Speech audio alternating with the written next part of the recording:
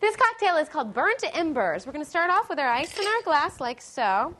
Then we're going to add 1.5 ounces of rum. There it is. There's my rum. Here we go. 1.5 ounces.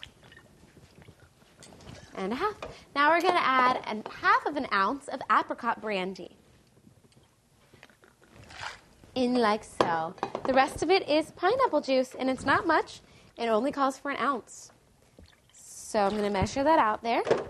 Probably has a specific taste. If you add more, it's probably too overpowering. Now we're just going to mix. So rum, apricot brandy, and pineapple juice. That's mixed pretty good. Here's our cocktail glass. That's what our Burnt Embers cocktail is going to look like. Stay. Now again, garnish it with a stirry straw, cocktail straw guy, and Burnt Embers, you are on your way. Cheers.